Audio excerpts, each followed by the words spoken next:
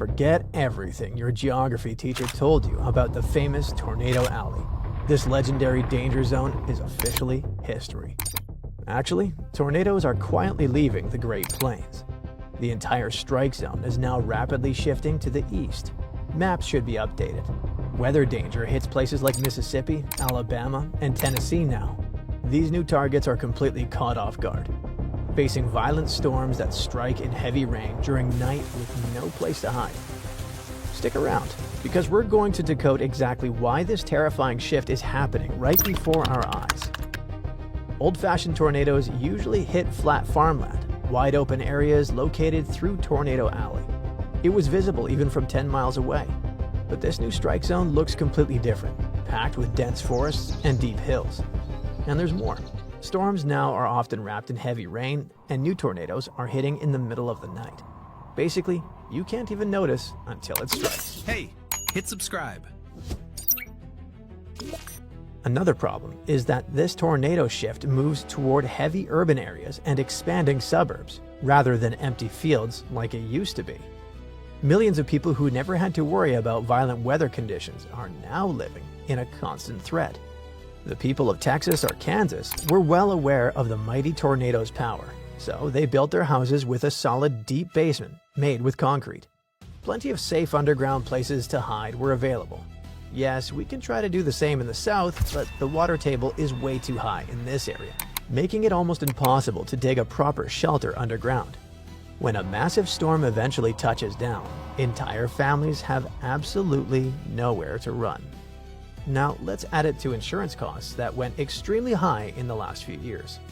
Companies are panicking because they never priced these states for regular apocalyptic wind damage, and now they simply have to. This is one of the biggest changes on the US map that's happening before our eyes. The new Tornado Alley is a fact nowadays, and we should get used to it and be prepared. It shows that nature can still completely redraw our geography as we know it. June 29th, 1764, seemed like a regular day in one small picturesque town in Germany, Waldeck. Residents were in church. Little did they know that a powerful storm was about to hit the area. It wasn't just an ordinary storm. It was a strong, swirling tornado getting closer and closer. It was an F2 tornado at the beginning, strong enough to uproot trees like oaks and beeches. But as time went by, it grew and became more powerful. It even picked up 2 children on its way and threw them into a lake. Something strange happened too. The water level in the lake rose and then quickly retreated. Leaving the lake behind, the tornado struck a house, tearing off the roof and knocking down the walls. Then the tornado changed direction and headed east-northeast, increasing its intensity to F3 level. That's when something fascinating happened.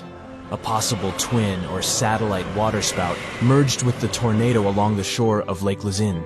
It was like 2 tornadoes coming together. It got wider and stronger, so it started snapping and uprooting solitary oak trees, flinging them 115 feet into the air. It left behind a barren landscape, removing crops, grass, and even topsoil. Back then, people couldn't even read or write very well, let alone use devices that could predict a tornado. This one was so strong it destroyed houses, barns, and even uprooted trees. Such a terrifying thing to see. But there was something special about the church people were in. It had strong stone walls, so they were safe inside, even though everything outside was getting destroyed. They didn't even realize how lucky they were until later. With winds estimated to be over 300 mm, it was unstoppable. The tornado traveled a distance of 19 miles and stretched to a maximum width of 0.6 miles. A raging storm threw tree branches so high, people believed they ended up in the atmosphere. Another strange thing about this tornado was that it occurred during a dry storm. There was very little rain reported, but the storm still managed to make such a mess. It even produced large hailstones, some as big as 5.9 inches in diameter. Just imagine chunks of ice that large falling from the sky. These hailstones caused significant damage to crops and properties, and everything else that was outside at that time. After the storm passed, one scientist, Gottlob Burchard Gensmer, studied the damage and talked to people who had witnessed the tornado, only to realize this was one of the strongest tornadoes ever recorded in history. It reached F5, the highest rating on what's called the Fujita scale, which measures tornado strength. It took an hour for the madness to stop. Back in 1925, people in northeast Missouri didn't have an organized tornado warning system either. It took them by surprise when one day, in the early afternoon, they saw a tornado forming in that area. At first, it was a small one that briefly lifted off the ground. But as time went by, it started growing into a massive monster. Meanwhile, in West Frankfort, Illinois, some miners were working deep underground, about 500 feet below the surface. Suddenly, the power went out, and they knew something was wrong. They quickly started climbing up the shaft to get to the surface. When they finally made it, they were in for a terrible shock because of the devastating consequences of this giant tornado. The tornado didn't even stop there. It kept on making a mess as it traveled a long distance. It plowed through the land for a whopping 219 miles, all the way from near Redford, Missouri to the east of Princeton, Indiana. It moved at a crazy speed of 73 miles an hour. In one town, Murfreesboro, Illinois, the tornado wiped out a staggering 100 blocks of the town, plus another 70 blocks ended up destroyed by fire. In another town, Griffin, Indiana, not a single building was left standing. The tornado got weaker only at 4:30 in the afternoon. This tornado, known as the Tri-State Tornado, really made history as the worst and longest-lasting tornado ever recorded in the United States. In April 1965, people in the region of the Great Lakes started complaining about this weird heat. The forecast showed no storms for that area.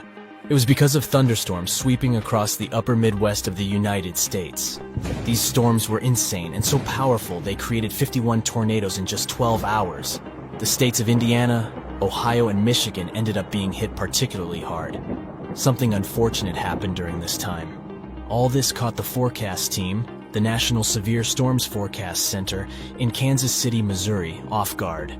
They quickly tried to send out warnings to let people know what was happening, but many people didn't hear the announcements because there were no outdoor tornado sirens at that time. Additionally, a lot of TV and radio stations didn't regularly broadcast weather alerts.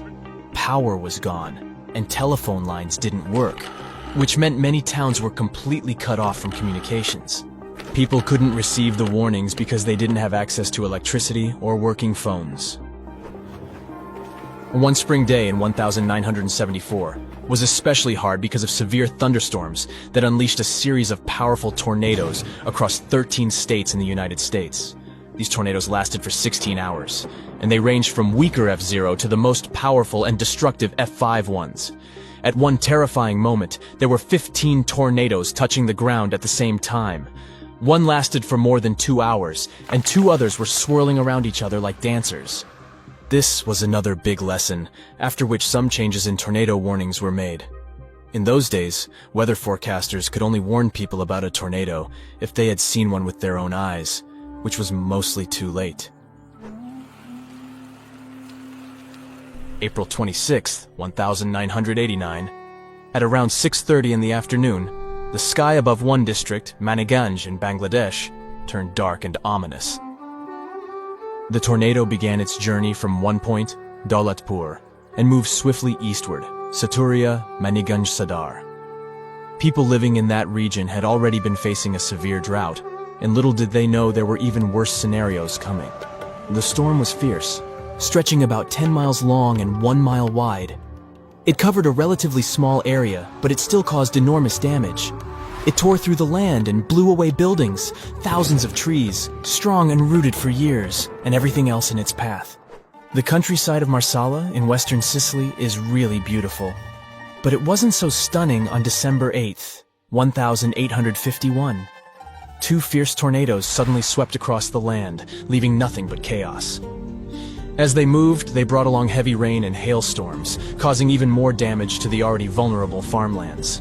One town, Castellammare, had an amazing harbor with plenty of ships, and it suffered great damage. The news of this devastating event reached far and wide, even making its way to the Illustrated London News. The outbreak in Oklahoma from 24 years ago, May 3rd, 1999, was tough too. Just one stormy day caused enormous damage from Texas all the way up to South Dakota. At least 45 tornadoes touched down, and Oklahoma was hit the hardest with an F5 tornado. The story seemed familiar. What first seemed like a small twister quickly grew into a massive force that, at one point, measured 1 mile in width. This one ripped asphalt from roads, peeling it away in layers like fragile paper. It tore the vegetation away and even wrapped roofing materials around power lines. NASA scientists studied the area using satellites. They realized it would take between 10 to 20 years for the vegetation to fully regrow in the region where the tornado left nothing but muddy, barren land. Oklahoma is in a pretty unfortunate spot when it comes to tornadoes. Take 1947 as an example. The Woodward tornado got named after the city it had struck. This monstrous tornado was massive. It reached 1.8 miles in width, and it raced forward at an incredible speed of around 50 mph. Before reaching Woodward, the tornado had already caused a lot of mess in other towns along its path. But it was in Woodward where it unleashed its worst fury. Without any warning, it struck the city at 8:42 in the evening, catching the residents by surprise. Communication with the outside world was cut off, leaving families uncertain about the fate of their loved ones. As if one tornado isn't enough, some areas get struck by a series of them. In 1908, an outbreak of tornadoes swept across the eastern part of the United States, from Texas to Georgia and then northward from Oklahoma to Tennessee. At least 34 tornadoes touched down. Nature showed no mercy. Buildings were torn apart, and once thriving streets were reduced to rubble. The Fujita scale measures tornado strength based on two things: the speed of the winds and the amount of destruction caused. F5 tornadoes are the strongest, most destructive ones. I mean, some people talk about F6 tornado with winds that could blow at over 300 miles per hour. If this one was passing by, you'd definitely know how Dorothy felt. Luckily, F6 exists only in stories, and Oz is the last place you are likely to end up at.